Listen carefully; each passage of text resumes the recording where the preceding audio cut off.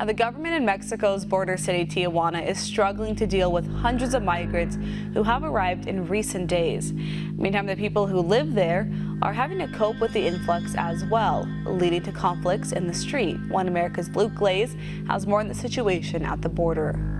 Violence breaks out at the border as Mexican residents begin pushing back against the hundreds of migrants who have arrived in the first wave of the Central American caravan. Police broke up a confrontation Wednesday night after residents of one community in Tijuana took to the streets to protest the hundreds of migrants who have flooded in as they seek to enter the United States.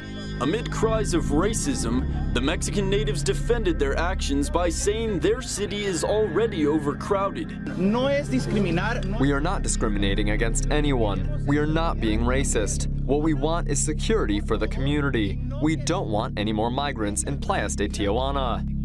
This comes after the DHS reported there are hundreds of known criminals, including violent gang members, traveling in the caravan, confirming suspicions voiced by President Trump in what he has referred to as an invasion on the United States. According to Border Patrol in the area, the agency has apprehended more than a dozen migrants already who have attempted to cross into the U.S. illegally by jumping the border fence. Authorities say they're expecting around 2,000 more people to arrive in the coming days, while the latest estimates indicate there may be 10,000 migrants in all, as the bulk of the caravan is still making its way through the heart of Mexico. Well, it is, and this caravan, so-called, of migrants, what a choice of words, aspiring illegal aliens. This caravan is decades in the making. For decades, both political parties bear the responsibility for not securing the border, not building the wall, not providing enough ICE agents so that when people fail to show for hearings, there's anyone to look for them. They play a game of hide and seek. They hide, nobody seeks. But meanwhile, look at the situation in Latin America right now, Graham. We have concerns, and there have been a series of hearings about how Iran and Hezbollah, a terrorist organization they sponsor, have been operating throughout Latin America, working with the drug cartels and human traffickers to bring narcotics into the United States on a large scale to fund their operations, and lots of people, which is also lucrative, but also provides the opportunity for sleeper agents to enter the United States.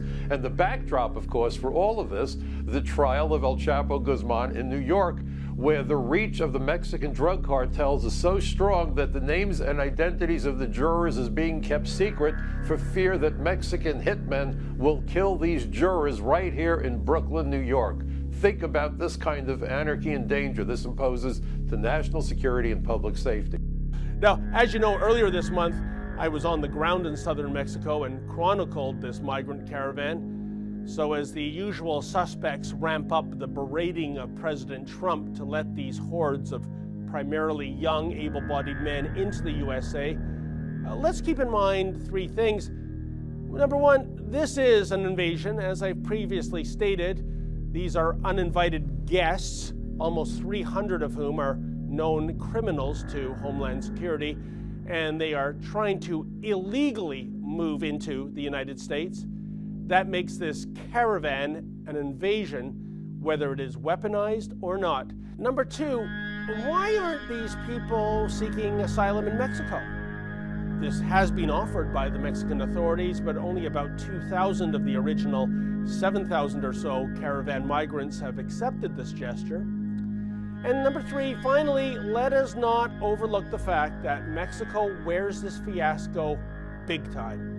Why did Mexico not secure its southern border more than a month ago? Why aren't Mexican police and military personnel escorting these illegals back to that border?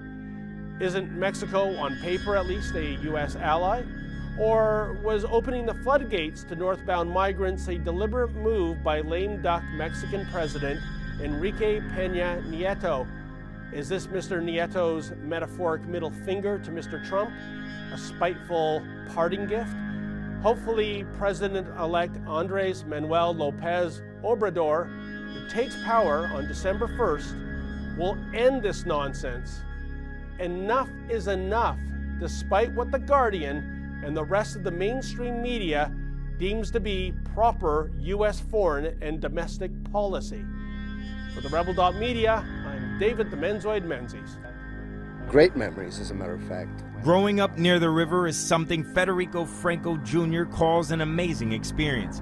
He tells us as a kid he often headed to the Rio Grande to fish and swim with friends. Over the years, he says the tone of the riverbank changed. It's frustrating, yes it is. The fact that these tactics that have been used in Mexico for a long time now being across the border and being used in our territory. Franco is referring to smugglers spreading caltrops along the riverbank. The homemade devices, often made of nails fused together, deflates Border Patrol tires. Border Patrol agent Marcelino Medina says it's costing more than money in the fight against illegal activity. It requires the agent to get down and actually change out the tire. In that time that it takes to change out the tire, that area is open or susceptible. He adds the homemade weapons can be dangerous for agents as well. In these instances, there are usually more than one caltrop buried under the dirt. While they're looking, they can easily step on these things. If they can go straight through a tire, they can definitely go straight through somebody's shoes. Medina asks anyone who sees anything suspicious along the border to report it to authorities.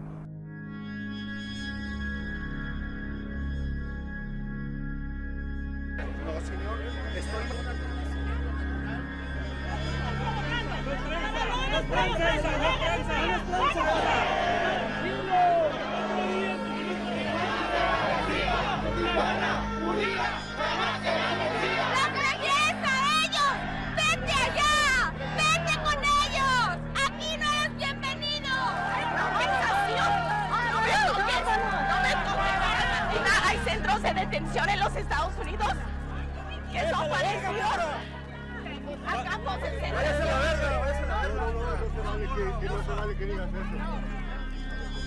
Que la paz esté contigo, amigo. Que la paz esté contigo. Bendiciones en tu camino.